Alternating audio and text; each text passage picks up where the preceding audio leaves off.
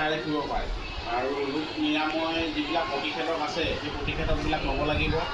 যিদৰে আপোনালোকে এতিয়া গাহৰিৰ পৰা বিয়পে বুলি কৈছে, গাহৰিক যদি কামুৰে, মহজনে যদি গাহৰিটো খাই যদি মানুহক কামুৰি দিয়ে, তেতিয়াহ'লে কি হ'ব, মানুহৰ গালৈ বীজাণুটো যায়গৈ।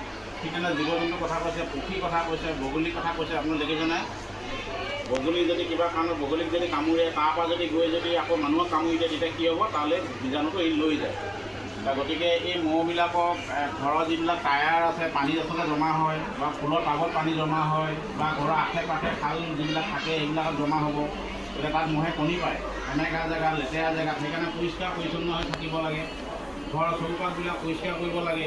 আৰু বিভিন্ন কীটনাশক যিবিলাক দ্ৰব্য আছে, মানে যিবিলাক বীজাণু ধ্বংসকাৰী যিবিলাক, এতিয়া ডেটল যেনেকৈ আছে, ডেটল দিব লাগে, ফেনাইল দিব লাগে ঘৰৰ আশে পাশে। গতিকে এইবিলাক কৰিলে কি হ'ব, প্ৰতিষেধক হ'ব। আৰু পানী সদায় গৰম কৰি উতলাই খাব লাগে। ল'ৰা ছোৱালীক সদায় পানী গৰম কৰি উতলাই খাবলৈ দিব লাগে। কাৰণ পানীটো মানে মহে কণী পাৰি দিয়ে।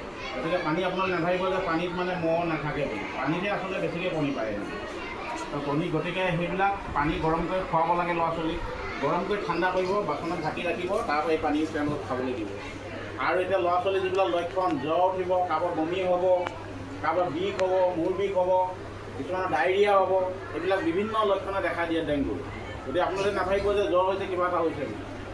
গতিকে এনেকুৱাবিলাক যদি আপোনালোকৰ লক্ষণ দেখা পায়, তেতিয়াহ'লে ওচৰৰ চিকিৎসালয় লৈ যাব, তেওঁলোকক পৰীক্ষা কৰিব। পৰীক্ষা কৰাৰ লগে লগে তেওঁলোকৰ তাৰ আইডেণ্টিটি হ'ব, কি হৈছে।